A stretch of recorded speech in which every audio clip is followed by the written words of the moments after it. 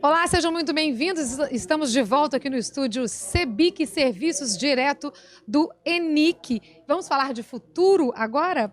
Então, aqui no Encontro Nacional da Indústria da Construção, já apresentamos vários painéis que tratam do futuro da construção civil. E é por isso que a CEBIC e o Senai convidaram o futurista Thiago Matos. O cofundador da Aerolito apresentou agora há pouco, terminou neste momento, na verdade, uma palestra sobre o tema no Congresso Técnico de Engenharia do ENIC. Thiago, seja muito bem-vindo ao nosso estúdio aqui da CEBIC. Obrigado para todo mundo aí que está nos acompanhando e espero trazer algum tipo de insight relevante aí para quem é da indústria de construção, mas também para quem está de fora. Thiago, o que é um futurista? Pois então, eu estou até assim evitando esse termo. Futurista normalmente é uma forma como as pessoas nos chamam e não como a gente se autoproclama, né? Então eu não me chamo futurista, já me chamei um dia, mas eu acho que não tem muito a ver com a minha personalidade do momento. Mas esse tipo de profissional, um profissional que trabalha com futurismo, tenta explorar possibilidades do futuro. A gente recolhe ideias, conceitos, tecnologias, startups que estão acontecendo agora, que aconteceram no passado, e tenta identificar o que pode acontecer no futuro, qual é a curva do futuro. Então, no caso da construção civil, a gente vai olhando o que está rolando de interessante agora e o que pode ser o futuro desse mercado. Thiago, você disse na sua palestra que as empresas de sucesso são empresas de tecnologia. Por quê? Na verdade, existe um entendimento que muitos sites, muitos pensadores estão dividindo, do qual eu concordo, que não existe mais um mercado de tecnologia. Então, assim como tem o mercado da gastronomia, o mercado da moda, o mercado da educação, o mercado da construção, existiu por um tempo o mercado da tecnologia, mas hoje em dia, esse mercado da tecnologia ele é transversal. Toda empresa é de tecnologia. E se ela não é de tecnologia, ou ela vai ser, ou ela vai ficar de fora da conversa. Então eu tenho que me perguntar, onde que na minha empresa tem informação? Porque tudo que é informação pode virar digital. E aí eu naturalmente posso ser uma empresa de tecnologia. Entendi. Agora sim eu entendi. Digitalização, realidade virtual, internet das coisas, inteligência artificial. Quais são as tecnologias, né, que estão mudando a indústria de uma forma geral e também a indústria da construção em particular? Todas elas. Eu mostrei cases ali de internet das coisas. Para quem não está familiarizado com o termo, eu vou aqui como professor não tentar ser muito chato, mas fazer um papel de um profissional didático. Internet das coisas é quando a gente tem, tentando simplificar, sensores que vão captar sinais, podem ser de umidade, pode ser de temperatura, pode ser de luminosidade, e eles vão ter atuadores que vão gerar um output, ou seja, vai gerar algum tipo de ação. Então a gente mostrou aqui um exemplo, que no mercado da construção civil, um dos processos mais complexos, que é um gargalo, é a construção da laje, né? Fazer a laje de concreto. E que ela tem um tempo de cura. Às vezes o tempo de cura, dependendo da temperatura, da umidade, é pouco tempo, às vezes é muito tempo. E a gente fica esperando muitos dias, fica com profissionais ociosos, fica com equipamento parado, comprou material de construção antes do que podia ter comprado, porque a gente não sabe direito, fica meio numa incógnita. Existem empresas, que é chamada Converge, uma empresa, que ela tem sensores na laje de concreto, e aí ela identifica por algoritmo quando que vai ficar pronto. Então eu sei, vai ser daqui a 7 dias, vai ser daqui a 15 dias, e com isso eu otimizo as pessoas, a compra de material, o processo como um todo. Essa é uma empresa. Uma outra empresa que eu poderia citar se chama Eridas. Então ela supostamente faz isso, ela diz que faz isso, o pessoal diz que ela faz. É tão impressionante que eu não sei se ela faz mesmo, tá? Mas eu convido todo mundo aí a investigar. Ela pega e faz...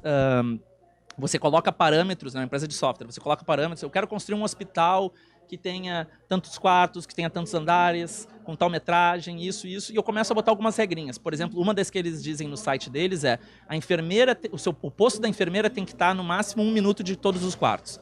E a partir daí eu rodo um algoritmo e ele gera diversos projetos automaticamente. A inteligência artificial é o arquiteto. A inteligência artificial é o engenheiro. Eles dizem, esse projeto aqui responde a todas essas premissas que você pediu e ele é muito caro, porque ele é muito sustentável. Esse que vocês fizeram, ele é pouco sustentável, mas é bem barato. Esse que vocês fizeram ficou com um espaço muito grande, você tem que ter um grande terreno. Esses aqui a gente consegue fazer num terreno menor, e assim por diante. Então, é uma tecnologia extremamente disruptiva que, como eu falei, ela diz que faz isso, mas a gente nunca tem certeza se faz isso mesmo. Se não faz, certamente no futuro próximo alguém vai fazer. Tiago, você é um defensor de um modelo de economia mais inclusivo, é o modelo da abundância. Você poderia explicar melhor esse termo e como isso vem mudando, né, o perfil das novas empresas? Quantas horas a gente tem mesmo? À vontade. Vamos lá, essa é complexa. Não esperava essa pergunta, ótima pergunta. A gente foi educado numa lógica de economia que parte de uma premissa. A premissa é, não tem para todos.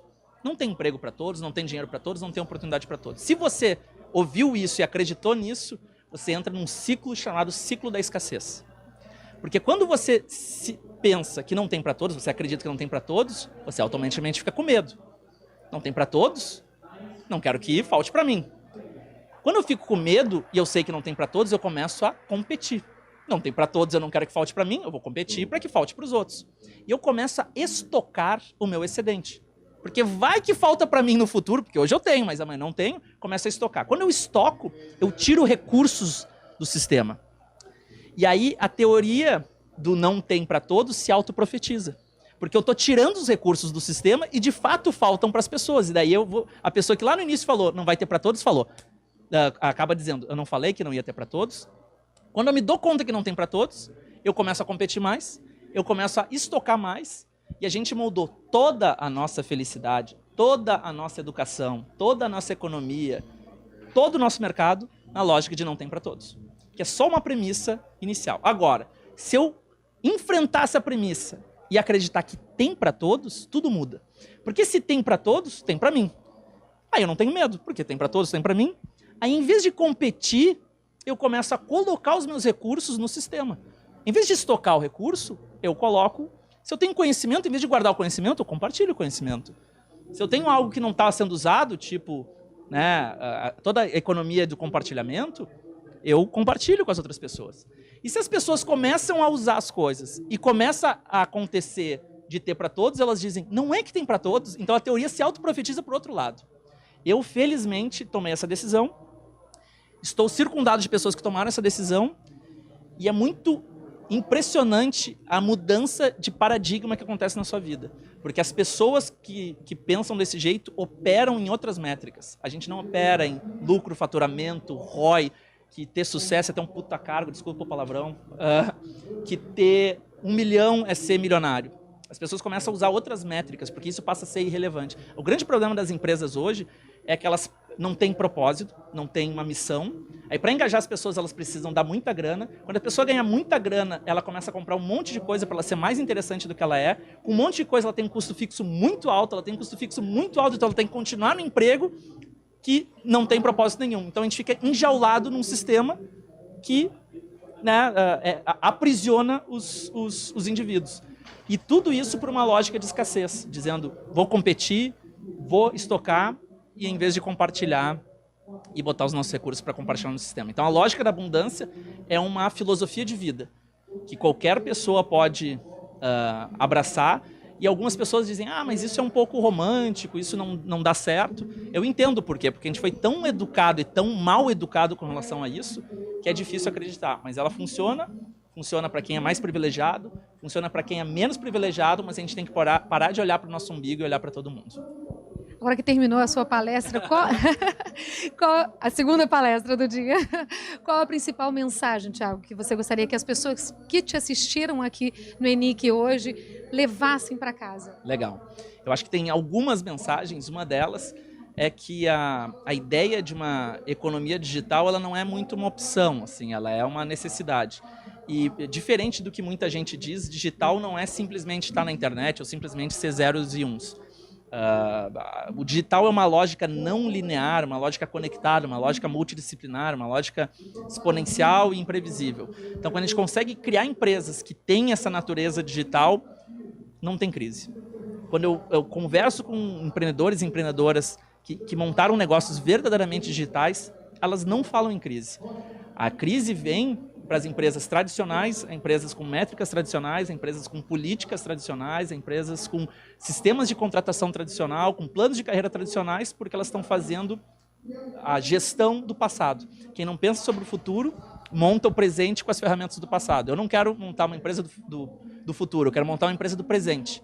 de 2019 com cara de 2019, não empresa de 1819. Então eu quero viver a estética do presente, as relações do presente, a liderança do presente, a empresa do presente, para viver o presente, nem o futuro, nem o passado. Muitíssimo obrigada, Thiago Matos, pela sua participação aqui com a gente no estúdio da CEBIC Serviços. Parabéns pela palestra, sucesso. E espero que vocês tenham curtido também mais um pouquinho aqui do Thiago Matos, futurista, que participou aqui com a gente do nosso estúdio. E daqui a pouquinho a gente volta com mais ENIC, com mais estúdio CEBIC. Até já!